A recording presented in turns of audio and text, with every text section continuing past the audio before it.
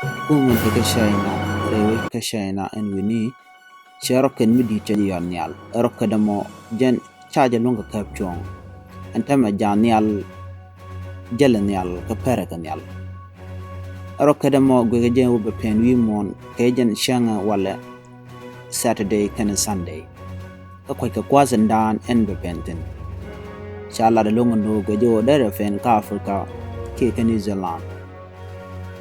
And Rokadam Larsha Nilinje and O Tele Rami Bemoika Garbage, Ko Kenning Can Mandan and Kim Pagandan Delno Wimo.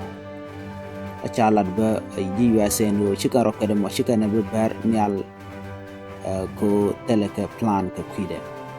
The Gajo Rokadmo pen Wimon, Gajo, there damage, Ki, there nas there come Garbage, there a quackato, there come correct, and Guadachepen, and there am correct.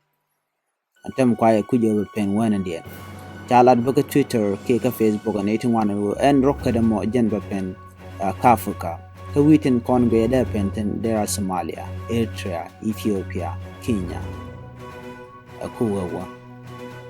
Namontema no Dwalmi Canadian con Kinchin Kafuka. And Chinese government, Chinese Kuma, Larajan who Teleric Benung and Rockadamo. We can rocket Jen Bapen, Rayir Tindit, Wimon, a telewitch with a penton. Ladja long no carocket, Misha, Jagujo to charge a longer caption and Jelanial Carwade, de Kulangajo di and Chepen Canal, Kajano Jelanial child longer control. No more Mungut Makanangai, Gujo Walla, a Kachanka Badak, Kapai di can Shangbaman, Kapai di Kajan Ron. Kinadara with Jandaru Kelame, Gwaje Ojan Pen Wimon. A pendepin, quite a manan, but no Kim and Ballad.